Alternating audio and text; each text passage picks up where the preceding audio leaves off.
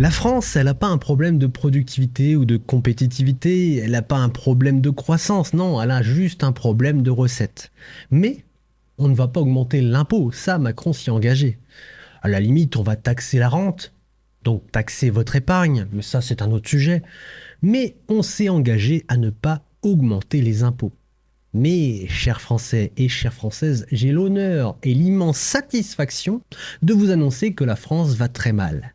Elle a mal, elle souffre, elle se tord dans tous les sens. Et vous, citoyens français, vous êtes, malgré vous, le médicament de cette maladie qui a été créée de toutes pièces par nos dirigeants politiques, qui ont mené des politiques depuis 20 ans, 30 ans, 40 ans, 50 ans, désastreuses sur un plan économique, sur un plan d'avenir, puisqu'on a tout détruit, mais littéralement tout détruit. On est en train de plomber notre avenir. Et donc, ça va être à vous, à moi, à n'importe qui est résident français et de nationalité française, de payer. Donc, citoyens français, citoyens françaises, voilà, j'ai l'immense honneur de vous annoncer que potentiellement, vous allez être mangé, mais à toutes les sauces d'ici quelques semaines, quelques mois, quelques années. Voilà. Si vous avez eu le malheur de créer de la richesse pendant votre vie, c'est-à-dire de gagner de l'argent honnêtement en échangeant votre temps, votre énergie, vos compétences, votre liberté de choix, votre santé contre de l'argent, contre un salaire, eh bien vous êtes méchant parce que vous n'avez pas donné assez d'argent à l'État, un État glouton qui a besoin de plus en plus d'argent pour pouvoir survivre, évidemment. Mais ce n'est pas bien. Vous n'avez pas donné assez d'argent. Donc, comment on fait si on s'engage à ne pas augmenter les impôts pour augmenter les impôts? Eh bien ça, c'est ce qu'on va découvrir dans cette vidéo. On va lire un petit article, on va peut-être aller voir quelques petits extraits de vidéos de vidéastes qui partagent des informations sur ce sujet. Et ce qu'on va découvrir, eh bien, c'est qu'on va tous payer plus d'impôts. Voilà, c'est la magie de la France, c'est la magie des paroles de nos dirigeants qui arrivent à t'endormir, mais en même temps qui arrivent à te la mettre bien profond dans l'oignon. Et on va commencer tout de suite par un article. Jean-Philippe Delsol, l'égalitarisme fiscal de Lucie Castet est une menace pour la France.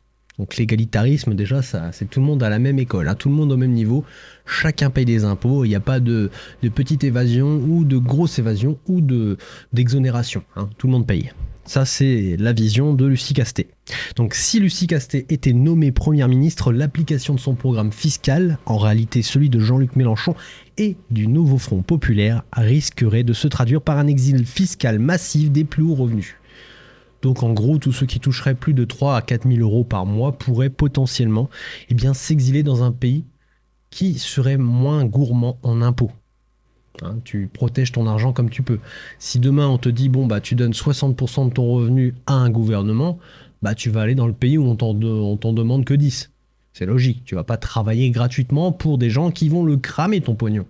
T'es pas sadomaso. Et donc il va y avoir un exil fiscal qui va être énorme. Et ça commence déjà. Je vous le spoil déjà. Donc, désignée par le nouveau Front populaire, le NFP, comme candidate au poste de première ministre, Lucie Castet s'y croit déjà. Ah oui, elle est à fond là. Elle veut aller chercher des recettes fiscales et sociales à hauteur de 150 milliards d'euros à l'horizon 2027, afin de financer notre programme et réduire le déficit. Alors, en gros, il propose d'augmenter la part d'imposition, donc aller chercher 150 000 milliards d'euros supplémentaires à l'horizon 2027. Mais à côté de ça, ils n'ont pas un programme économique qui propose de réduire les dépenses de l'État. Quelles que soient les dépenses. Il n'y a rien qui propose de réduire les dépenses. Donc en gros, on espère augmenter les recettes pour pouvoir éponger un petit peu cet État glouton qui vraiment fait flamber notre pognon. Mais voilà, c'est juste sur ça que ça se repose. C'est sur cette idée que si on augmente les impôts, on va pouvoir se sortir de la merde. Sauf que ça ne marche pas comme ça. Mais elle annonce qu'elle ne respectera pas le pacte de stabilité européen et donc elle endettera le pays encore plus. Bon, voilà, comme ça c'est fait. Elle engagerait, si elle devenait chef du gouvernement, une grande réforme fiscale pour étendre la progressivité de l'impôt sur le revenu. Donc, c'est juste après, en créant 14 tranches contre 4 aujourd'hui, conformément au programme du NFP. Elle annonce encore un élargissement de la taxation du patrimoine et le retour de l'impôt sur la fortune. Enfin, elle souhaite que les expatriés fiscaux payent leur impôt au fisc français comme le font les Américains expatriés vis-à-vis du fisc aux États-Unis. Donc, on élargit, comme je vous ai dit, l'éventail d'imposition, le nombre de tranches d'imposition. Et donc, si aujourd'hui, vous êtes exonéré d'impôts parce que vous ne faites pas partie de la tranche qui va commencer à payer, eh bien aujourd'hui, à partir du moment où ça sera mis en place, eh bien, si vous faites partie des premières tranches, 14 tranches forcément, ça vise beaucoup plus large, eh bien vous allez payer 5, 10, 15, 20% d'impôts, alors que actuellement, vous n'en payez pas. Donc il n'y a pas une augmentation d'impôts, mais il y a une augmentation de la masse de gens qui vont payer des impôts.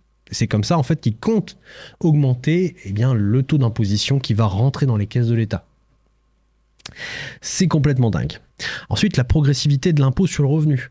Et bien forcément, si on crée 14 tranches d'imposition, il y a plus de facilité à se retrouver dans une tranche. Voilà.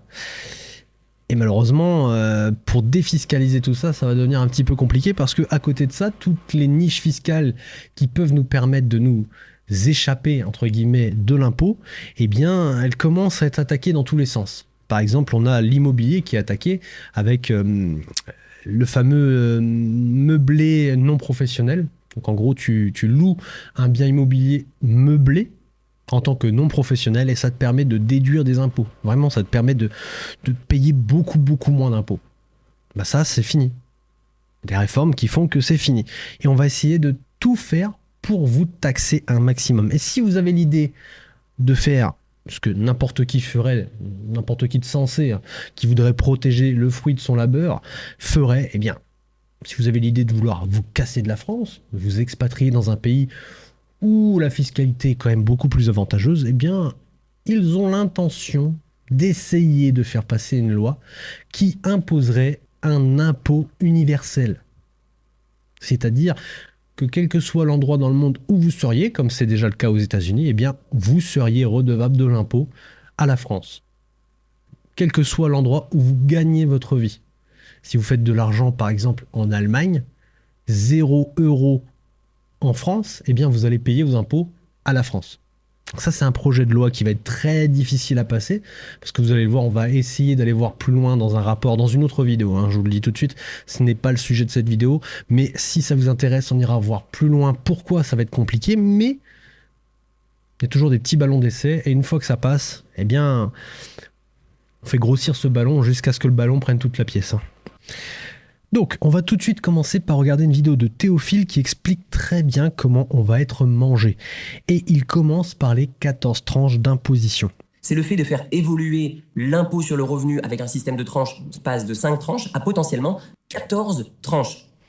Voilà, 14 tranches. Je vous laisse regarder un petit peu à quel point c'est abusé. On passe d'un système simple où, à partir de 11 294 €, on commençait à payer 11% d'impôts. Et puis après, c'était assez facile. On avait un système de tranches qui était quand même assez large. Donc, il fallait y aller pour pouvoir passer d'une tranche à l'autre. Et puis, à la limite, on pouvait un peu défiscaliser de plein de façons différentes.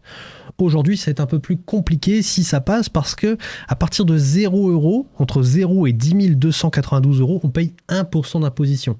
Alors 1%, c'est pas grand-chose, mais ça reste 1% contre 0 avant. Ensuite, de 10 292 à 15 438, on paye 5%. Voilà. À partir de 15 438 € jusqu'à 20 584 €, c'est 10%. Et ainsi de suite. C'est-à-dire, là, on a un éventail de personnes imposables qui est énorme. C'est-à-dire que tout le monde, vraiment tout le monde, un système égalitaire, tout le monde va payer des impôts à hauteur de ce qu'il gagne. Et quand on regarde, on a des tranches qui sont à 60 et 90%. C'est juste colossal. Pourquoi faire simple quand on peut faire compliqué? Ce que vous devez retenir parmi ce nouveau système d'imposition, c'est que actuellement, et là je vais parler dans la plus grande majorité des cas, c'est que actuellement, dans le système d'imposition sur le revenu, ce qui va vous concerner, la grande différence, c'est que aujourd'hui, jusqu'à 28 797 €, vous payez seulement 11% d'imposition. La réalité, c'est que sur le nouveau modèle, dès que vous allez dépasser les 20 584 € de revenus par an, Tout l'excédent sera non plus taxé à 11%, mais vous passerez directement dans la tranche de 15% dès que vous dépassez les 20 600 euros par an de revenus. Donc en gros, si tu touches un peu trop d'argent, si tu touches 1600, 1700, 1800 euros net par mois, eh bien tu vas payer 15% d'impôts. Et quand il dit dans la grande majorité des cas, c'est parce que la grande majorité des gens ne touchent pas plus de 2000 euros par mois. Il y en a quand même pas mal, mais on a quand même une grande majorité de personnes qui sont au SMIC. Alors ça, c'est la France est la championne du SMIC, il n'y a pas de problème là-dessus. Et puis ensuite, ceux qui touchent un tout petit peu plus seront aussi concernés par cette tranche d'imposition. Donc à partir de ce moment-là, tu es considéré comme quelqu'un qui a de l'argent et qui en a trop. Donc on va te le ponctionner. Ça, c'est magnifique.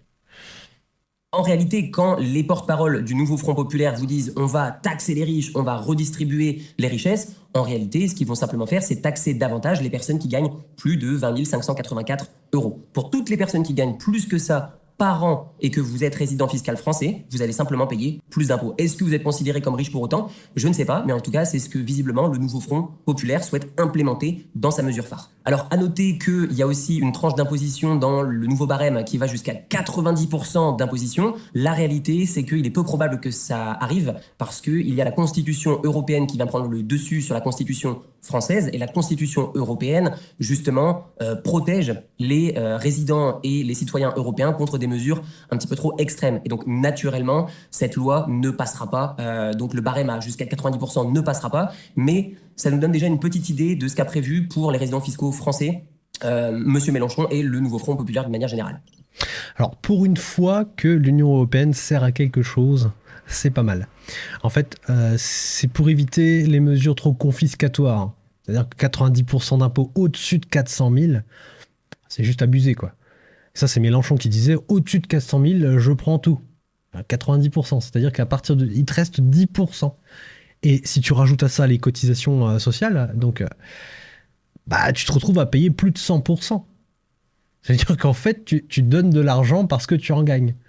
Littéralement, tu donnes de ton patrimoine parce que tu gagnes de l'argent. C'est complètement hallucinant. Bref, vive la France, n'est-ce pas ? Donc, on va continuer à lire cet article. L'irréalisme de l'énarque. Ces propositions aussi radicales les unes que les autres soulignent l'irréalisme et l'idéologie de cette énarque qui est passée par Bercy, Tracfin et, en 2020, le cabinet de la maire de Paris avant de devenir directrice des finances et des achats de la ville à compter du 1er octobre 2023. Veut-elle reproduire au niveau de la France sa gestion des finances de Paris qui l'a conduit à la limite de la faillite, tout en assommant les propriétaires d'appartements de taxes foncières qui ont augmenté de l'ordre de 63% en 2023. Je vous laisse imaginer, vous payez votre taxe foncière, vous êtes propriétaire, vous payez votre taxe foncière chaque année. C'est déjà super cher à Paris. Et d'un coup, on vous augmente votre taxe de 63%. C'est juste hallucinant.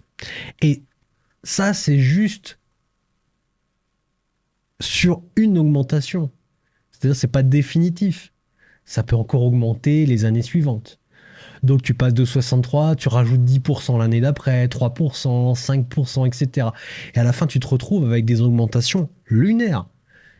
Et tu tues comme ça les propriétaires d'immobilier, tu les tues littéralement.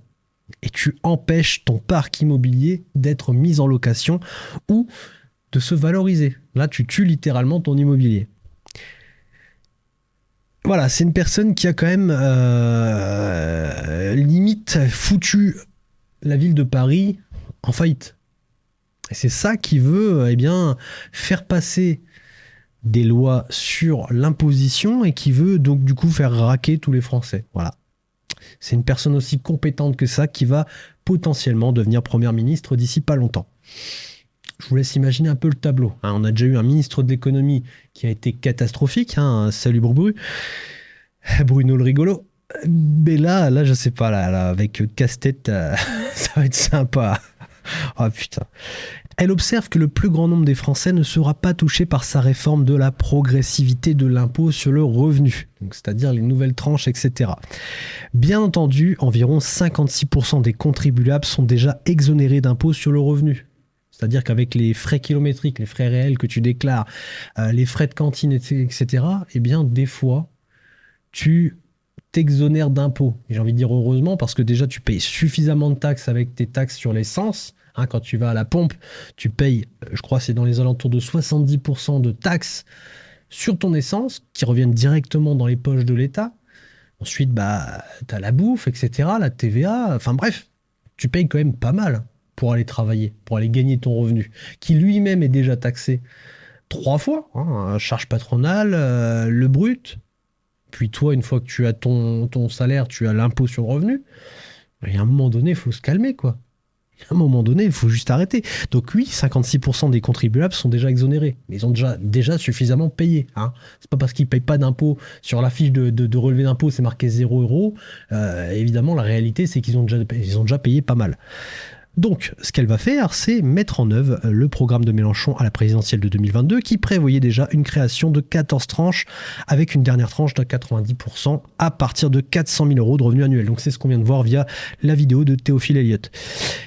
Elle fera sans doute fuir de France tous les cadres supérieurs étrangers et beaucoup de Français. Donc, tous ceux qui sont venus via l'immigration, hein, parce que quand on parle d'immigration, on voit souvent eh bien, tous ceux qui passent par les charters et tout ça, tous les bateaux, enfin bref, tous ceux qui rentrent un peu de manière illégale en France. Mais on a aussi des immigrés qui viennent en France parce qu'ils ont les compétences que les Français n'ont pas. Parce qu'en France, on n'étudie plus. En France, on ne fait plus d'intelligence, d'intellect.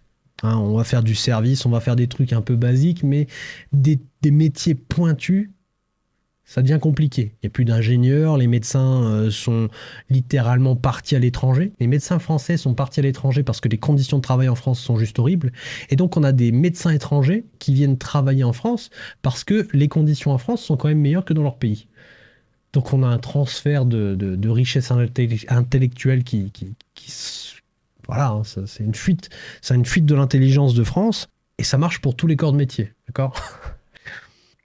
Donc ces gens-là, si demain tu leur imposes trop, eh ben, ils vont retourner dans leur pays. Parce que peut-être que maintenant leur pays est beaucoup mieux qu'avant. Bref, ils veulent faire fuir absolument tout le monde. Hein, ce qui nuira aux impôts, aux produits de l'impôt et à l'économie. Forcément, s'il y a moins de personnes à imposer, surtout les riches, hein, entre guillemets, ceux qui gagnent bien leur vie, ceux qui sont potentiellement à même à payer plus d'impôts, bah, s'ils partent, bah, il reste qui ? Il reste les classes moyennes qui n'ont pas les moyens de partir ou qui n'ont pas envie de partir pour des raisons familiales, etc. Ils ont un attachement à la terre, ils ont un attachement à la famille, etc. Donc ils restent enracinés en France alors que la France leur veut du mal. Et les classes les plus pauvres, finalement, puisque eux n'ont pas du tout les moyens de partir. Donc ils sont obligés de subir. Et dans tous les cas, c'est toujours les plus pauvres qui subissent quand il y a des réformes, quand il y a des lois qui sont adoptées et qui sont très punitives. Et là, pour le coup, c'est les plus pauvres et les classes moyennes qui vont en prendre plein la tronche. Parce que les plus riches ont les moyens de s'en aller, hein, il ne faut pas l'oublier. Et c'est déjà le cas, ils sont en train de s'enfuir. L'exit tax attentatoire à la liberté. 58% des Français ne veulent pas de Lucie Castet à Matignon. Un désaveu pour le nouveau Front populaire. Bon, en même temps, j'ai envie de te dire, si tu dis à la France qu'il va falloir payer les pots cassés et qu'en plus de ça, hein, on ne va pas du tout aller dans le sens de on arrête les frais, on arrête les conneries, mais on va plutôt aller dans le sens de on va augmenter les impôts et on va continuer le grand plongeon jusqu'à temps qu'on touche le fond de la piscine et que ça fasse bien mal à la tronche.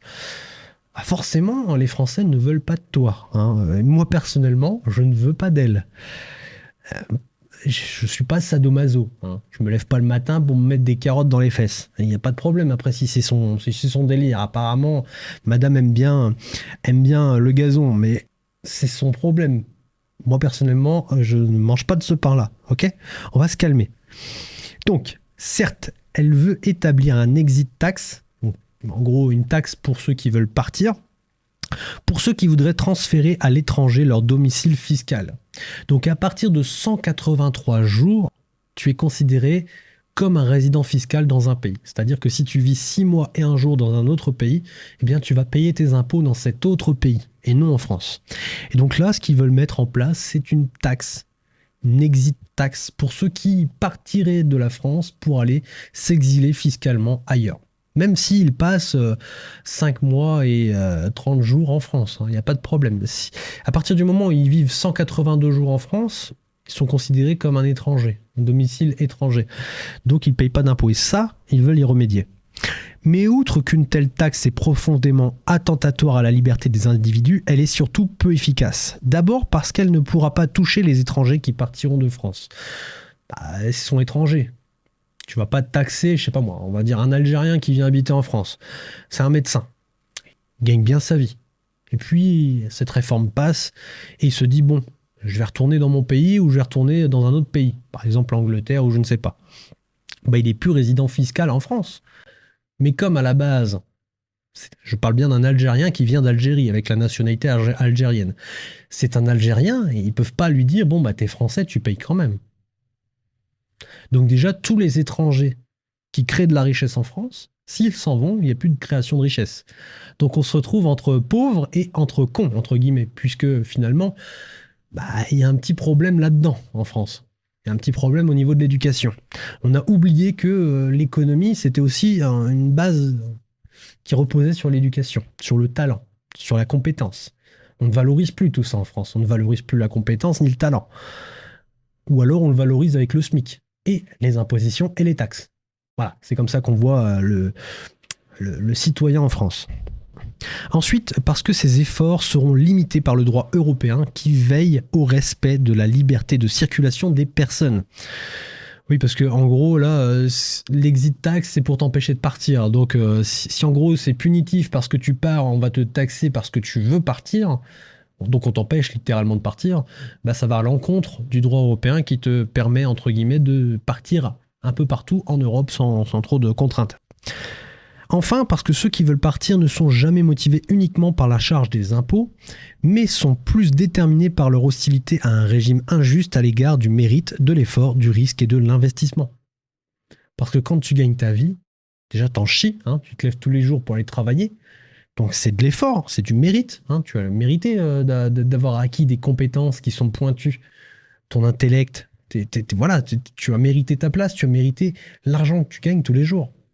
Quand tu ouvres une entreprise, tu prends un risque. D'accord ? Tu prends un risque personnel.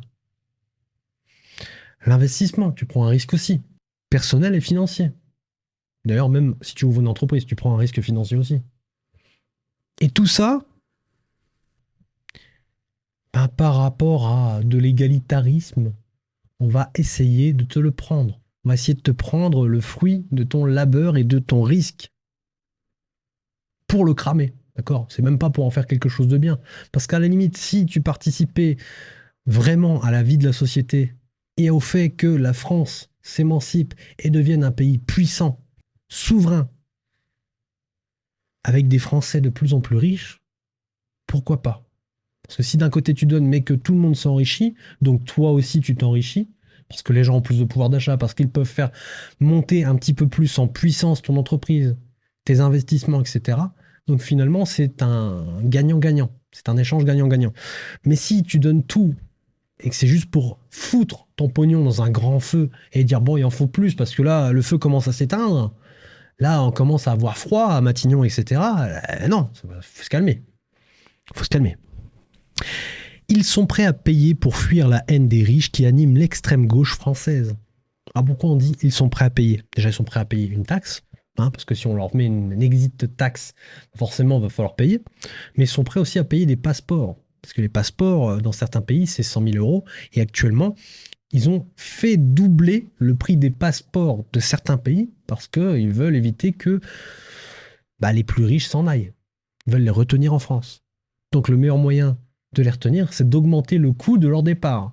Donc on fait passer un passeport à 100 000 € à 200 000 €. Comme ça, la charge est beaucoup plus élevée. Si tu as une famille entière à faire passer, ça devient compliqué. Tu as intérêt à avoir beaucoup de pognon. Et voilà, c'est comme ça qu'on retient en otage les Français, que ce soit les pauvres, les moyennes classes ou les plus aisés. Au top. Ils sont prêts à gagner moins pour gagner des cieux plus cléments où l'admiration de la réussite suppléante, l'envie et la détestation qui animent trop souvent l'esprit français, nourri de l'égalitarisme de 1793. Donc il me semble que c'est le droit de l'homme, dans la constitution des droits de l'homme. Donc égalité, fraternité et liberté. Voilà. Sauf que l'égalité au niveau économique, ça ne marche pas. Dans un système où c'est le capitalisme, c'est le capital qui prime, ça ne marche pas. Parce qu'en voulant faire de l'égalitarisme, tu appauvris tout le monde. Parce que si tu empêches les gens de gagner de l'argent, bah les gens ne gagnent plus d'argent. C'est-à-dire, ils vont pas se lever tous les matins pour aller se faire fister gratos. Ils sont pas fous, les gens. Donc, si tu leur dis, on fait un système égalitaire où toi, tu vas aller travailler plus que les autres, mais tu vas donner plus que les autres pour que les autres en profitent, en restant chez eux, bah, excuse-moi, c'est pas de l'égalitarisme. C'est surtout des actions très punitives par rapport, encore une fois, aux efforts, au mérite, au risque et à l'investissement. À un moment donné, il faut arrêter les conneries, quoi. Pour éviter l'exil fiscal massif, notre énarque agite la menace d'adopter un régime de fiscalisation universelle des Français, où qu'ils résident, comme le font les États-Unis. Donc aux États-Unis, quel que soit l'endroit où tu vis, en dehors des États-Unis, tu payes des impôts aux États-Unis. Bah eux, ils ont envie de faire pareil. Mais ça, on y reviendra, ça sera le sujet d'une autre vidéo, parce que je pense que ça pourrait être intéressant de mettre le nez dans les rapports, etc., pour comprendre un petit peu ce qui va et ce qui ne va pas, où ça cloche, parce qu'évidemment, c'est très compliqué de mettre ça en place. Mais bon, un petit ballon d'essai, plus un petit ballon d'essai, plus un petit ballon d'essai, ça fait grossir le ballon dans la pièce, et au bout d'un moment, ça occupe toute la pièce. J'ai même envie de te dire que la pièce finit même par exploser, tellement le ballon devient gros. Donc bon, peut-être qu'aujourd'hui, ça ne passera pas, peut-être que demain, ça ne passera pas. Mais peut-être qu'après-demain, ça passera. Et là, ça deviendra compliqué. Parce que si tu as le malheur d'être résident français et de nationalité française, alors là, c'est le pompon. Vaut mieux pas que tu gagnes d'argent. Vaut mieux devenir cassos, entre guillemets. Parce qu'à la limite, là, on t'en donnera un petit peu. Au lieu de te le prendre. Les Américains de nationalité sont en effet susceptibles de payer des impôts aux États-Unis sur leurs revenus mondiaux indépendamment de leur résidence fiscale. Ceux qui sont résidents fiscaux dans un autre pays doivent déclarer aux États-Unis leurs revenus mondiaux et sont imposés aux États-Unis sur tous leurs revenus annuels supérieurs à un montant fixé à un peu plus de 100 000 $ sous déduction des impôts payés à l'étranger et de certains frais. Mais la France est tenue par des règles européennes. Donc heureusement, entre guillemets, qu'on n'a pas fait le Frexit et qu'on est dans le cadre de la loi européenne. Pour le coup, pour une fois que ça sert à quelque chose, parce que l'Europe nous retire notre souveraineté, l'Europe nous plombe, mais là, en tant que citoyen français, ça nous protège un petit peu de la surimposition et de l'imposition punitive. Et la taxation aussi, parce que là, finalement, on te taxe parce que tu pars à l'autre bout du monde. Parce que tu n'as pas envie de payer des impôts en France, parce que la France se gave sur ta pomme. C'est complètement dingue. Donc, des règles européennes qui empêchent ce type de disposition, et elle a signé avec les étrangers, donc les pays étrangers les plus importants, plus de 120 conventions fiscales bilatérales qui prévoient minutieusement où sont imposés les résidents de chaque pays. La résidence étant elle-même clairement définie. Donc, comme je vous l'ai dit, à partir de 183 jours dans un pays, tu es résident de ce pays. Et donc, avec ces accords bilatéraux fiscaux, eh bien, tu payes dans un pays ou dans un autre. Tu payes dans le pays où tu es résident. C'est un accord entre pays. Là, c'est 120 conventions qui est écrit dans l'article. En réalité, il y en a 129. Et c'est très compliqué parce que ça veut dire que tu vas devoir revoir les 129 conventions bilatérales. Donc, tu vas essayer, si tu veux faire passer ce genre de loi, d'aller dans les pays les plus avantageux fiscalement. Quitte à le faire, quitte à galérer à le faire, à changer ses accords et tout ça, parce que les autres pays ne sont pas d'accord, forcément. Tu vis dans un autre pays, le pays en question, il t'accueille, tu vis chez lui, bah, il veut prendre sa part d'impôt, il veut pas que tu ailles payer des impôts en France. Si tu vis dans un autre pays, c'est à lui que revient l'imposition. Et donc, il va pas dire à la France, oui, vas-y, il vit chez moi, mais il va te payer toi. Hein, c'est comme si toi, tu louais ton appartement, et puis au lieu de te payer toi, en tant que propriétaire, tu allais payer le voisin d'à côté. Hein. C'est complètement con. Vous avez compris, c'est un peu compliqué. Mais si on s'attaque à seulement quelques pays les plus avantageux fiscalement, ça peut passer. Ça peut passer. Il faudra donc modifier toutes ces conventions avec l'accord des pays tiers, ce qui n'y serait pas forcément nécessairement favorable. Ah, forcément, je viens de vous l'expliquer. Un raisonnement mélanchoniste. Enfin et surtout, Lucie Castet raisonne en idéologue mélanchoniste.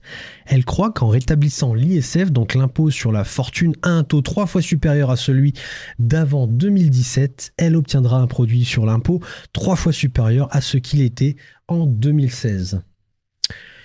Donc l'impôt sur la fortune, c'est ce qui était mis en place avant que l'impôt sur la fortune immobilière le remplace, si je dis pas de bêtises.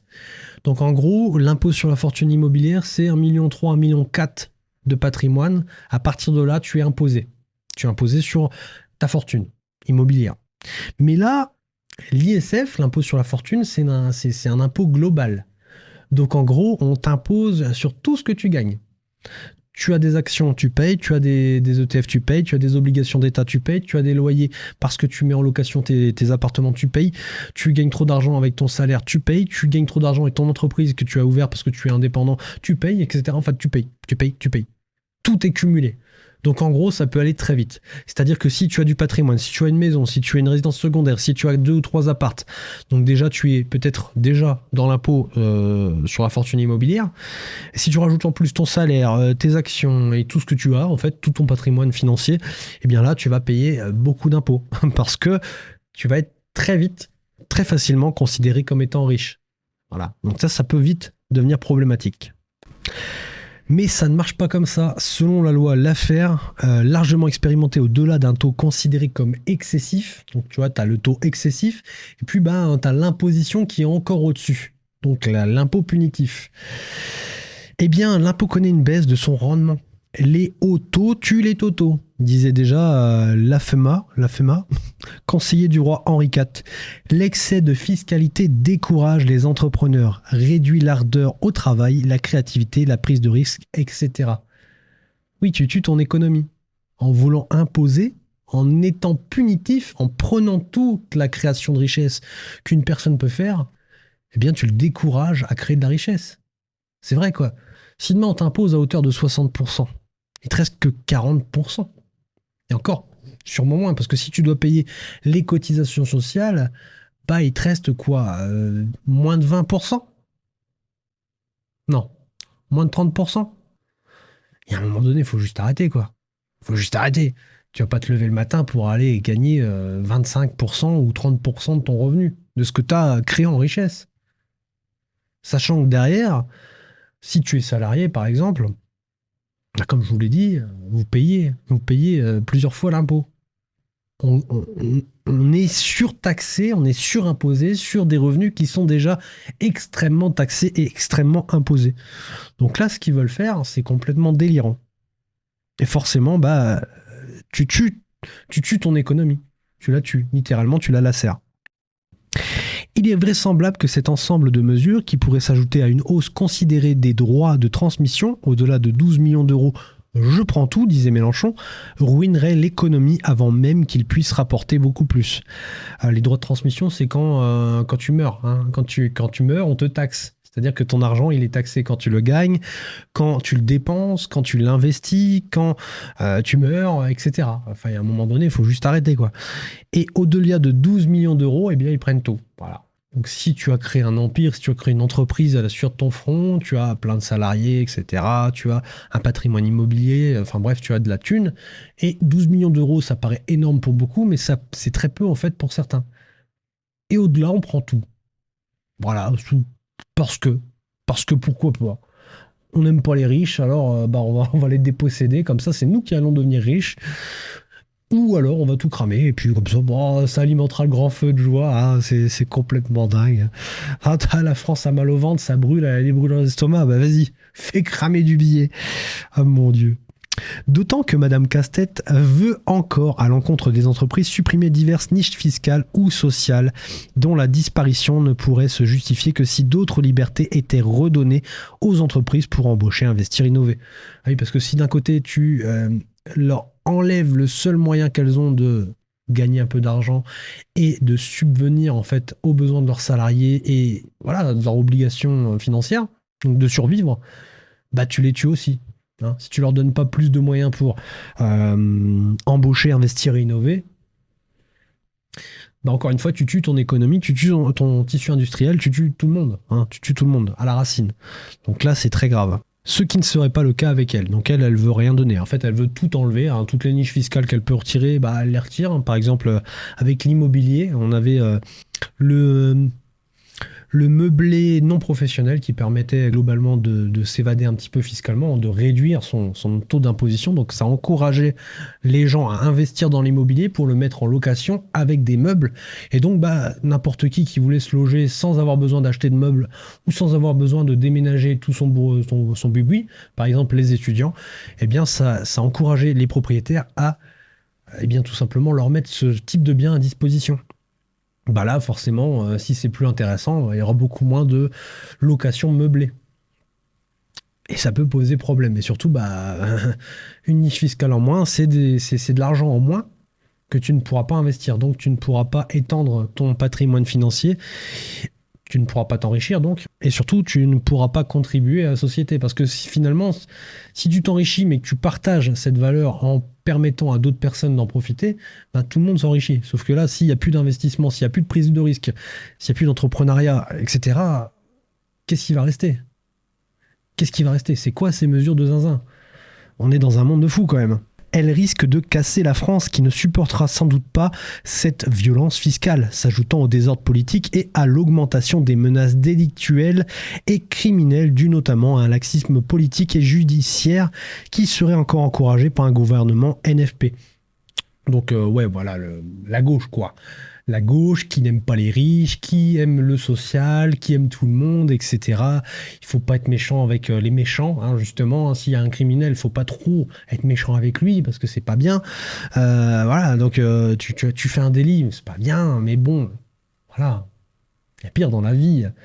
Il faut arrêter, quoi. Je veux dire, quand tu vois l'augmentation de la criminalité en France, ça devient un pays qui devient dangereux. Alors, heureusement, c'est pas encore l'anarchie dans les rues, mais dans certaines villes, bah, personnellement, moi, je m'y promène pas. Normalement, on est en France, je devrais pouvoir me promener en toute liberté dans n'importe quel quartier, je devrais avoir l'esprit tranquille. En France, ce n'est plus le cas. Et c'est en train de se répandre, c'est en train de contaminer un petit peu tous les petits villages, toutes les petites provinces, etc. C'est en train de contaminer tout le tissu vivant et encore en vie de la France. C'est en train de la pourrir de l'intérieur. Donc on a un pays qui est dans l'insécurité la plus abjecte, qui nous ponctionne dans tous les sens, donc une pression fiscale de dingue, avec un tissu industriel et économique qui s'effondre, mais depuis des années, hein, ça fait 20 ans, 30 ans que ça continue, donc ça s'effondre petit à petit, mais au bout d'un moment, ça va s'écrouler comme un château de cartes. On n'a plus de compétitivité en termes de compétitivité mondiale. Hein, on n'est plus compétitif avec des Chinois, des Américains, des Allemands, même des Italiens. Bref, on commence à traîner un peu de la patte. Donc on a une perte de la compétitivité, de l'attractivité. On a une perte de tout. On a une perte de vitesse qui est globale. Et comme on déteste les riches, on va faire en sorte de les tuer. Et comme on déteste vraiment les riches, on va tuer tout le monde. Si tu gagnes 2 000, 3 000, 4 000 euros, 5 000 euros, c'est pareil.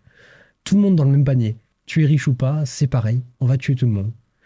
Et comme ça, on aura un joli navire tout vide qui aura pris feu et puis qui prendra le large, puis qui coulera comme ça sous les yeux de tout le monde. Puis les autres pays se foutront de notre gueule, littéralement. Tiens, voilà, regardez. C'est un pays qui coule à la grecque. C'est beau, hein, c'est beau. Hein. Fait un beau spectacle. Puis tu auras tous les gens qui sauteront à l'eau comme ça. Au secours, au secours, au secours, sauvez-nous. Et la France qui fera non, tu restes dans le bateau, tu crèves avec nous, brûle, brûle. Oh mon Dieu, cette image. C'est triste. Mais heureusement, Lucie Castet n'est pas encore première ministre. Heureusement d'ailleurs, souhaitons que pour le moins une majorité de circonstances se forme pour faire vivre à minima un gouvernement raisonnable en attendant un sursaut de la raison lors des prochaines élections législatives dans moins d'un an peut-être, ou présidentielles. Pourquoi moins d'un an ? Parce que forcément, si M. Macron aime le chaos, normalement au bout d'un an, Il va redissoudre l'Assemblée et ça va repartir pour un tour. On remet une pièce dans la machine et puis voilà. S'il le fait pas, ça sera les élections présidentielles. Mais dans tous les cas, il faut absolument qu'on se sorte de ce genre de situation. Il faut qu'on arrête de voter n'importe quoi. Il faut qu'on arrête de voter pour des partis qui ne veulent pas le bien de la France, qui ne veulent que leurs intérêts personnels finalement. Parce que c'est ça la vérité, hein, c'est leurs intérêts personnels qui priment. Au-dessus de tout, au-dessus de tout. La France, ils en ont rien à cirer. Regardez Bruno Le Maire, hein, moins 1000 milliards d'euros de dettes, une façon de parler qui est vraiment dérangeante. Hein, vraiment, hein, moi personnellement, quand je le vois me parler, j'ai l'impression qu'il me rabaisse. Alors qu'il ne s'adresse pas à moi, il s'adresse à tout le monde. Hein. Mais j'ai l'impression qu'il me rabaisse, qu'il me prend pour une merde. C'est lui qui a sauvé l'économie de France, c'est lui qui a sauvé les entreprises, etc., etc., etc. Et puis, Monsieur Nono, au lieu de rester en France, une fois qu'il a fini bien son mandat, il se casse. Il se casse où ? En Suisse, en dehors de l'euro et en dehors de l'Europe. Donc ça te fait des leçons à la française de voilà, faut arrêter la dépense publique, faut arrêter d'être sous injection comme ça, sous indépendance d'argent public. Faut arrêter ci, faut arrêter ça, faut faire ci, faut faire ça, faut faire comme ça. Puis le monsieur, il se barre dès qu'il en a l'occasion. Parce qu'il n'a pas envie de rester dans un pays qui est en feu. Faites ce que je dis, mais pas ce que je fais. Moi, je me casse, démerdez-vous. Et voilà. Là, ça devient problématique. Il faudrait vraiment retrouver un parti souverain. Il y a un parti patriote. Il y en a. Ils ont fait 1%. 1% en législative. Parce que les médias les occultent. Les médias vendent des partis politiques qui sont actuellement en place. Voilà, c'est Game of Thrones pour de vrai. C'est incroyable. On va retourner voir une petite vidéo. On n'en a pas parlé dans l'article, mais il y a aussi la suppression de la flat tax. Alors, flat tax, ce qui est bien, c'est que ça te permettait d'être imposé à 30% si tu choisissais d'être imposé à la flat tax. C'est-à-dire que selon ton niveau de revenu et ta tranche d'imposition, c'était plus intéressant d'être à la flat tax qu'au régime normal. Là, si tu le supprimes, tu vas voir que ça va devenir très compliqué. Deuxième énorme changement, c'est la suppression de la flat tax ou encore du prélèvement forfaitaire unique. Vous le savez, si vous êtes en France, dès que vous rentrez dans des tranches qui sont supérieures à 30%, eh bien parfois il est plus intéressant de choisir la flat tax, donc le prélèvement forfaitaire unique, qui est une taxe de 30% au global que vous allez payer sur tous les revenus que vous allez percevoir à titre personnel. Et donc en fonction de votre niveau de revenu, il peut être plus intéressant de choisir l'impôt sur le revenu ou le prélèvement forfaitaire unique. Aujourd'hui, grâce au nouveau Front populaire, vous n'avez plus besoin de réfléchir puisque ce sera tout le monde à la même soupe. Il n'y a plus de prélèvement forfaitaire unique, plus de flat tax, ce sera tout le monde à l'impôt sur le revenu. Troisième changement, et c'est le retour.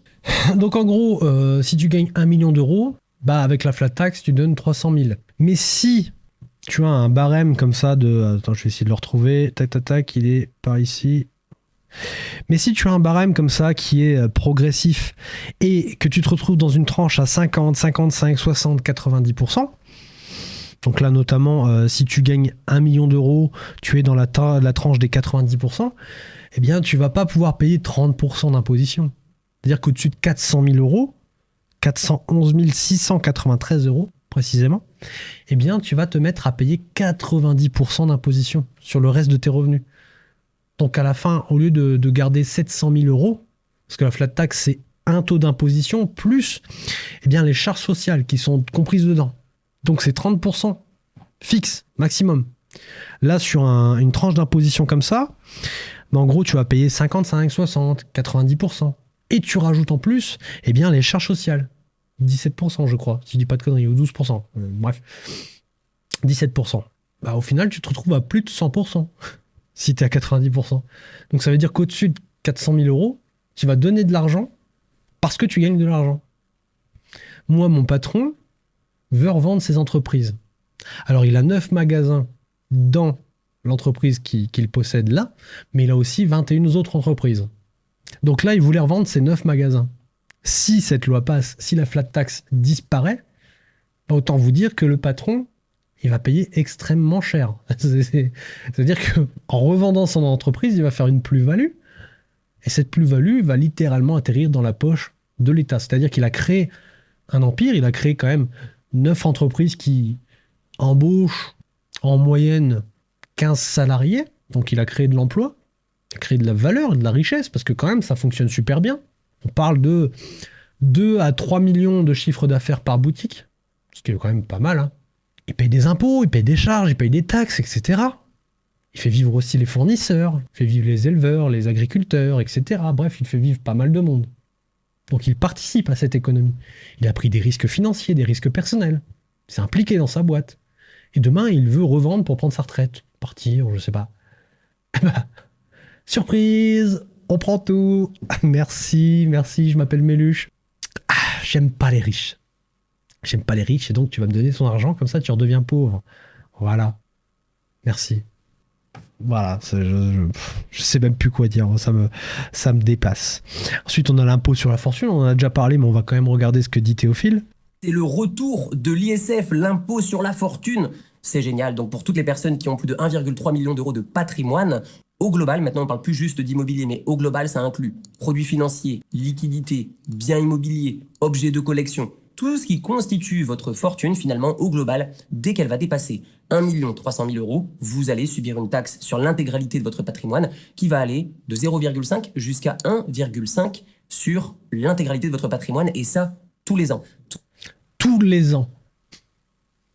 C'est-à-dire qu'en gros, si par exemple tu as des placements financiers qui te rapportent 10%, ben on va t'enlever 1,5% de rendement.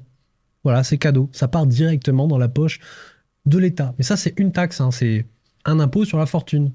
C'est-à-dire que derrière, il faut quand même payer des impôts sur tes revenus, sur tes plus-values, etc. Donc en fait, ça se cumule. Comment tu veux créer de la richesse si on te ponctionne à droite, si on te ponctionne à gauche, si on te ponctionne en bas, en haut, au centre, partout? À un moment donné, il faut juste arrêter, quoi. Et là, qu'on me dise pas que c'est pas juste attentatoire, c'est pas un truc qui voilà, t'empêche de t'enrichir. Là, c'est vraiment pour te punir, de devenir riche, de t'enrichir, de faire travailler ton patrimoine, de faire ce que tout le monde fait, hein, finalement. Vivre, survivre, gagner de l'argent. Il y en a juste qui essaient d'en gagner plus que d'autres. Il y en a qui font des choses que d'autres ne font pas. Comme je vous parlais de mon patron juste avant, il prend des risques, il crée de l'emploi, etc. Il y en a qui se contentent simplement d'être salariés. Et ces gens-là sont les premiers à être jaloux d'un patron. Mais les gars, prenez des risques, faites pareil. Je veux dire, il y a un moment donné, tu veux gagner de l'argent. Bah, le salariat, c'est pas la meilleure manière de s'enrichir, c'est même la pire. D'accord? Parce que en étant salarié, tu ne seras jamais riche. La meilleure richesse pour moi, actuellement en France, quand je vois tout ça, c'est d'être cassos. Tu restes à la maison, tu te fais subventionner par l'argent public, tu ne te lèves pas le matin, tu ne prends pas les transports, tu n'en chies pas, hein, littéralement. Hein. Tu ne vas pas travailler, tu ne vas pas crever sous la charge de travail, tu ne vas pas t'en prendre plein la gueule par ta hiérarchie, donc tu as moins de pression en termes de stress, etc. Hein, tu vas une fois ou deux, un petit rendez-vous Pôle emploi, un petit rendez-vous à droite à gauche, tu vois, c'est pas trop... ça va, il y a pire dans la vie. Hein. Moi, je me lève tous les jours, tous les matins, je me lève à 5 heures, je vais travailler, je vais voir des clients, etc. Et à un moment donné, bon, bah, tu restes chez toi, tu gagnes de l'argent public, tu te fais plaisir, tu te fais rincer, littéralement. Et puis à côté de ça, tu as les gens qui prennent des risques, qui travaillent, qui vraiment sont passionnés par ce qu'ils font, qui créent de la valeur, de la richesse, et pas que de la richesse financière, ils créent aussi de la valeur en termes de services, de biens. Hein. Ils proposent des services et des biens. L'argent, il tombe pas du ciel. Il y a des gens qui achètent leurs services, il y a des gens qui achètent leurs biens. Donc ils créent quelque chose d'utile à la société. Et derrière ça, on va les taxer, on va les tuer parce qu'ils gagnent de l'argent. Ça, c'est de l'idéologie, mais bac à sable. Et ces gens-là, ils sont tarés. Faut peut-être qu'ils sortent un petit peu de chez eux, qu'ils aillent travailler, qu'ils aillent littéralement mettre les mains dans le cambouis, hein, qu'ils aillent voir ce que c'est d'être un petit artisan, d'aller faire du pain, juste du pain, aller faire du pain pour commencer. Vous allez voir, quand vous êtes dans le four, là, qu'il va faire chaud, vous allez crever, vous allez suer, là, Mélenchon va perdre quelques kilos, là, tu vas voir qu'il va peut-être se dire, ah ouais, quand même, c'est dur. Tu te lèves le matin, 3 heures du matin, tu vas te coucher très tard, etc. Le mécanicien, t'es sous la voiture, t'as du cambouis partout, etc. Enfin bref, tous les métiers. Hein. Il n'y a pas de sous-métier, mais tous les métiers sont durs. Ces gens-là, ils sortent jamais de chez eux, ils n'ont jamais travaillé. Ils sont là, ils regardent les autres faire. Et comment on va les taxer, comment on va leur piquer leur pognon, comment on va leur faire sentir qu'ils sont des merdes de la société, qu'ils sont des parasites, que leur seul but, leur seul mérite d'exister, c'est de créer de la richesse pour nous. Hein, pour qu'on puisse cramer le pognon, qu'on puisse se faire des petites soirées, des petites fêtes, qu'on puisse consommer à outrance, etc. Hein, parce qu'eux, ils se font plaisir. Hein. Attention, Attention, on pourrait peut-être essayer de trouver un peu les dépenses que ces chers messieurs dames font. Je pense qu'on se tape le cul par terre. Parce que les repas à 50 000, 100 000 euros, hein, on en parle de ça, les coupes de cheveux à 5 000 euros. Bref, vous avez compris, hein, les salaires de 8, 9, 10 000, 15 000 euros, les primes, etc. Les petits avantages, hein, les logements qui sont gracieusement fournis par l'État avec notre argent public. Tout ça, on en parle, hein. On devrait peut-être déjà commencer par retirer tout ça, les faire travailler pour le SMIC, là. Tout le monde au même régime, vous voulez l'égalité au SMIC. Vous n'êtes pas content, c'est pareil, vous dégagez. Tout ça va faire que vous allez avoir besoin de soit de beaucoup plus de patrimoine pour vivre le même style de vie, ou alors tout simplement de prendre des risques plus dangereux avec votre capital pour tout simplement continuer de vivre votre train de vie malgré l'augmentation et l'apparition de ces nouveaux impôts. Alors pour vous donner une petite idée de l'impact que... Bah oui, parce que si demain tu as pris, je sais pas moi, tu as un capital qui investit, qui te rapporte un certain niveau de rendement, c'est assez fixe dans le temps parce que tu n'as pas pris trop de risques. Par exemple, tu as pris des obligations d'État, 5% de rentabilité annuelle, on va dire. Et puis, tu sais que tous les ans, tu vas toucher 5% sans prendre trop de risques. Parce que c'est garanti par l'État. Donc, tu prends 5%. Ton patrimoine te permet de vivre avec 5% de tes revenus, de tes rentes. Et puis, d'un coup, on va te taxer un peu plus. On va augmenter tes impôts. On va te faire payer une taxe sur la richesse que tu as, que tu génères, etc. Donc là, tu seras obligé de trouver un moyen de gagner plus que 5%. Et pour ça, il faut prendre des risques. Tu prends plus de risques pour compenser cette perte qui va être aussi taxée. Hein. La plus-value que tu vas faire en plus va être taxée aussi. Donc il va falloir prendre des risques, mais il va falloir prendre encore plus de risques. Tu vois ? C'est juste une escalade, ce qui fait que ça va potentiellement causer des drames financiers à droite à gauche. Hein. Parce qu'il y a des gens, ils ne sont pas du tout enclins à prendre des risques. Il y a des gens, tu leur fais prendre des risques, ils paniquent, ils font n'importe quoi avec leur fric. La haine des riches, mais à son paroxysme. Ces changements peuvent avoir, je vais vous donner le cas typique d'un entrepreneur en fin de carrière qui a bossé toute sa vie, qui n'a pas mis de l'argent dans la caisse des dépôts, mais qui s'est construit lui-même au travers de ses investissements et au travers de son métier, il a créé des emplois, il a pris du risque, etc. Laissez-moi vous donner une petite idée de l'impact que ça a sur ce type de personnes et est-ce qu'ils vont encore rester en France. Imaginons que vous êtes en fin de carrière. Vous avez 2 millions d'euros qui sont placés et qui vous rapportent 5% par an. À cela, vous avez du coup, selon le nouveau barème d'imposition, 30 951 euros d'impôts. À cela, vous ajoutez 8 100 euros d'impôts sur la fortune. Donc, autrement dit, après imposition, il vous reste 60 949 euros. Donc, vous l'avez compris, si vous restez résident fiscal français et que vous avez eu le malheur de réussir, ça va vous coûter très cher de profiter de la France. Maintenant, si vous comptiez partir à l'étranger, eh bien, pas de panique, Mélenchon a déjà prévu un plan pour vous avec l'impôt mondial, l'impôt universel, l'impôt au passeport. Et je cite Monsieur Mélenchon, je vous retrouverai même jusqu'en enfer. C'est quand même incroyable. Et donc, Monsieur Mélenchon, laissez-moi vous dire que ça ne marchera pas pour la même raison que ça ne marche pas depuis des années, parce que la France est un tout petit pays insignifiant aux yeux des États-Unis, et que si les États-Unis disent non, vous ne taxerez pas les Français qui vivent chez nous, et on ne se ramassera pas le crédit d'impôt qui a été prélevé d'abord par la France parce que l'impôt est trop lourd, donc il n'y aura pas de crédit d'impôt pour les États-Unis. C'est ce qui se passe depuis des années. Il y a plein de nos précédents présidents et élus qui ont essayé de mettre ça en place. Ça ne marchera jamais pour la simple et bonne raison que les États-Unis sont beaucoup trop forts. Fin de la discussion. Alors, là, il dit que ça ne marchera jamais aux États-Unis.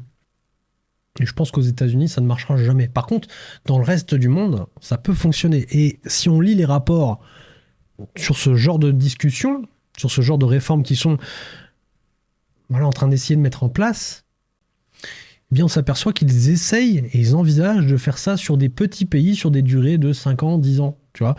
Donc en gros, des pays qui... Voilà, où ça pourrait passer, des petits exils fiscaux, et ben hop, on fait ça. Alors, aux États-Unis, c'est quasiment sûr que ça ne passera jamais. Mais par contre, dans d'autres pays, c'est possible. Et d'ailleurs, si on lit les rapports qui ont lieu sur ce sujet-là, eh bien, leur discussion tourne autour du fait qu'ils pourraient envisager de faire ça sur certains pays. Alors, une petite minorité de pays où l'imposition est fiscalement avantageuse pour un résident français, sur une durée de 5 ans, donc c'est un petit ballon d'essai. Si ça passe, ça peut littéralement devenir problématique, parce que ça passe, ça passe, puis après tu vas ailleurs, ça passe, puis après tu vas ailleurs, ça passe, puis au final, ça passe partout. Donc, qu'on te réduit tes possibilités de t'enfuir, qu'on augmente le prix des passeports, et puis à la fin, bah, tu es condamné à rester en France. C'est le but, hein. C'est le but, c'est de t'empêcher de partir. Et si tu pars, bah, c'est t'empêcher de profiter de cette réduction fiscale que tu peux avoir dans d'autres pays, hein. Ils veulent récupérer le fric. Ils veulent ton fric. C'est incroyable. Quand bien même la France arriverait à faire un traité avec les États-Unis qui dirait on taxe les Français dans le monde entier sauf aux États-Unis. La réalité, c'est que ça n'aurait pas beaucoup d'impact sur toutes les personnes qui sont expatriées en dehors de la France, pour la simple et bonne raison que il nous suffit de créer une holding, il nous suffit d'acheter un autre passeport. Même chose avec l'imposition potentielle à 90% sur les personnes qui se versent des salaires de plusieurs centaines de milliers d'euros par an. Ça n'existe pas. Même les milliardaires en France ne se versent pas des montants à titre personnel aussi gros. Ils ont tous des sociétés avec des actifs en leur sein, donc ça n'aura pas un impact énorme. Et une nouvelle fois, c'est la classe moyenne qui va se faire essorer. Et l'argument principal de ces mouvements politiques sont « nous allons redistribuer les richesses ». La réalité, c'est que rien ne les force dans leur mandat à réellement appliquer ce qu'ils vous ont promis. Et c'est ça la grosse différence entre, par exemple, la France et des pays comme la Suisse ou ailleurs, où vous avez des vrais votes, puisqu'en France, vous votez pour des personnes qui n'ont pas de downside, n'ont pas de répercussions à ne pas appliquer leur programme, et vous ne choisissez pas finalement les lois, vous votez pour des personnes qui vont voter pour vous. Et finalement, c'est pas une réelle politique pour moi qui est intéressante pour le peuple. Mais ça, encore une fois, c'est à vous de déterminer ce qui est bon pour vous. Je vous dis à très bientôt. Parce qu'en France, nous, on vote pour des personnes qui vont prendre les décisions à notre place. Alors qu'en Suisse, je crois que c'est au moins 2 fois par mois, ils ont des votes. D'accord ? Ils votent pour adopter des réformes, des décrets, etc. D'accord ? Ils votent. Tous les citoyens de Suisse votent. Et donc, ils participent à cette vie politique. Alors qu'en France, nous, on vote juste pour qui va nous représenter. Et puis après, faites ce que vous voulez. Hein, allez-y. Hein. Si vous respectez, tant mieux. Si vous ne respectez pas vos programmes, on n'aura qu'à voter quelqu'un d'autre la prochaine fois. Et finalement, c'est toujours le même bateau. Alors, il parlait de passeport et de holding. Alors, effectivement, les plus riches, ceux qui sont assujettis à 90% d'imposition, ces gens-là, tu ne leur feras jamais payer 90% d'imposition. Ils vont trouver ils vont aller voir un avocat fiscaliste, ils vont trouver une solution pour s'évader fiscalement, trouver une tactique pour éviter de payer de l'impôt, ou du moins d'en payer à cette hauteur-là. Il y a plein de ruses, d'accord ? Et ils trouveront toujours. Mais par contre, la classe moyenne, que ce soit vraiment les plus modestes ou les classes moyennes, cadres supérieurs, etc., dans la majorité des cas, ils n'ont pas déjà les moyens de payer un passeport 200 000 euros. Ça fait mal quand même. T'as une femme, des enfants, ça commence à piquer. Ça fait mal, hein, le déménagement coûte très cher, déjà, pour commencer. Ensuite, une holding, c'est pareil, faut l'ouvrir, le holding, d'accord ? Tout le monde ne va pas avoir ce réflexe, tout le monde n'a pas les compétences pour le faire. Donc il faut payer des gens pour pouvoir le faire à ta place, etc. C'est toujours des coûts qui se rajoutent. D'accord ? Donc, je ne suis pas qualifié pour parler d'une ouverture de holding, donc c'est pas à moi qui va vraiment bien en parler, mais globalement, tout le monde ne le fera pas.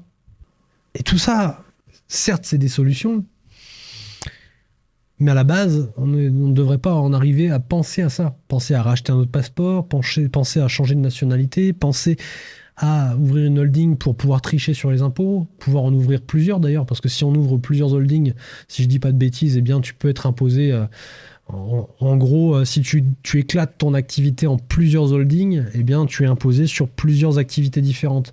Par exemple, si tu es boulanger et que tu vends des pâtisseries et du pain, eh bien tu fais une holding pour les pâtisseries, une holding pour le pain, et en gros, tu es imposé sur la holding qui fait du pain et la holding qui fait de la pâtisserie. Et si tu veux encore réduire tes impôts, eh bien tu fais une 3e holding sur la vente de café, etc. Et donc à chaque fois tu réduis tes impôts.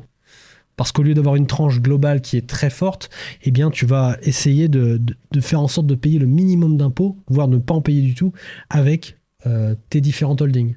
C'est pour ça que des fois il y a des personnes qui ont plein d'holdings. Après, je ne suis pas qualifié pour parler de ça parce que j'en ai jamais ouvert et que potentiellement j'en ouvrirai jamais. Potentiellement, je ne sais pas. On verra bien ce que réserve l'avenir.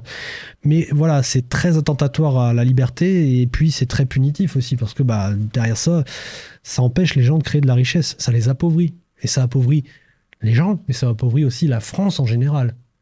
Faut pas s'arrêter à la pauvre personne qui, malheureusement, a fait du fric toute sa vie et puis d'un coup va se retrouver ruiné parce que l'État va le ponctionner. Non, c'est tout un écosystème, comme je vous ai expliqué. C'est derrière une personne qui crée de la valeur, il y a tout un écosystème autour. La personne ne crée pas de la valeur toute seule. D'accord ? Vous voyez souvent des gens qui disent « Ouais, je me suis fait tout seul ». Non. Il y a une quantité, il y a une galaxie de personnes autour d'une personne qui crée de la valeur, qui vont créer elles-mêmes de la valeur, etc. Et on est tous un peu interconnectés. Et donc, quand on veut être égoïste comme ça, en disant lui, il gagne plus d'argent que moi, c'est pas bien, etc., faut penser que si demain on lui prend son argent, si on lui empêche, si on lui prend son moyen de créer de la valeur, eh bien lui, il va arrêter de créer de la valeur. Mais l'impact sur ses dépenses, sur le fait qu'il crée de la valeur, va impacter d'autres personnes. Parce que son pouvoir d'achat va diminuer. Donc l'argent qu'il dépensait à droite à gauche, bah ça, c'est fini. Il n'en dépense plus. Donc les gens qui percevaient cet argent, eh bien c'est un manque de revenus. Et ainsi de suite. C'est un effet de cascade. Une défaillance peut créer plein de défaillances. Et là, quand on a un impôt comme ça qui est global et qui est très punitif sur tout le monde, hein, puisqu'à partir de 0, vous avez bien vu, hein, à partir de 1 euro, vous payez 1% d'impôt. Enfin, je veux dire, il faut arrêter les conneries, quoi. C'est très punitif. Et là, on a vraiment un problème. Donc, si ça passe, eh bien, vous serez le médicament de la France, mais la France, ça sera votre poison. Littéralement. Ça va vous empoisonner la vie, ça va vous pourrir. Et le seul moyen, ce serait de quitter la France. Sauf que vous avez vu, derrière ça, il y a quand même une logique de on va t'empêcher de partir, on va t'enraciner en France, on va te punir si tu pars, et dans tous les cas, on va te pourrir la vie si tu arrives à partir. Parce qu'on va essayer de rapatrier les impôts, et puis on va essayer de faire aussi en sorte qu'ils soient rétroactifs. C'est-à-dire que si on veut, on pourra peut-être les récupérer sur 5 ans en arrière, tu vois. Enfin, ça vend du rêve ou pas ? Est-ce que ça vous vend du rêve ? Est-ce que vous êtes fiers d'être français ? Moi, je pense que je vais lancer une série de vidéos pour essayer de divulguer un petit peu tout ça, de balancer là-dessus et d'essayer d'éveiller les gens à ce qui se passe réellement. Pourquoi ils ont voté, qu'est-ce qu'ils vont avoir comme conséquence en récompense de ces votes. Parce que quand on vous invite à voter pour un parti, on vous invite à le faire généreusement. Vous donnez votre voix, vous leur donnez le pouvoir d'accéder au pouvoir. Puis une fois qu'ils y sont, comment ils vous remercient ? En vous taxant, en vous imposant plus, en vous ponctionnant votre épargne, en vous étouffant fiscalement et en vous faisant crever littéralement la bouche ouverte. C'est d'une tristesse, mais sans nom. J'avais d'autres vidéos à vous montrer, d'autres extraits, mais ça devient très long, donc je vais éviter de m'étendre trop, parce que derrière ça, la caméra va surchauffer. Hein, j'ai pas une caméra de dingue, donc ça peut vite devenir problématique, ça saccade, et moi, ça m'énerve. Personnellement, j'aime pas quand ça saccade. Donc je vais laisser refroidir tout ça et puis on se redit à bientôt pour une prochaine vidéo où peut-être on ira plus en profondeur, on regardera des rapports, etc. Alors je vais pas vous lire un rapport complet, on va juste regarder les endroits intéressants et vous allez voir que on en apprend pas mal. Voilà, protégez votre argent. Si vous voulez vous barrer de la France, essayez de voir comment vous expatrier dans les règles de l'art pour éviter d'avoir des petites surprises quelques années après. Si vous avez du fric, beaucoup de fric, cachez-le. Je sais pas comment vous cachez votre fric parce qu'ils vont venir vous le prendre. Hein. Mélenchon a dit qu'il allait vous le prendre même jusqu'en enfer. Donc, allez le cacher en enfer, même en dessous des enfers. Je sais pas s'il y a un niveau en dessous, mais essayez de le trouver. Essayez de trouver la porte des enfers, des enfers, des enfers. Puis peut-être qu'il y accédera pas, je ne sais pas. Choisissez des avocats fiscalistes compétents et puis trouver des solutions. Voilà, c'est tout ce que j'ai à dire. Et puis pour les plus modestes, attendez-vous à en prendre plein la tronche, à payer, parce qu'il va falloir payer cette dette. Il va falloir payer cet état glouton qui dépense, mais de façon hallucinante. Il n'y a pas d'autre solution, quoi. On va en prendre plein la tronche.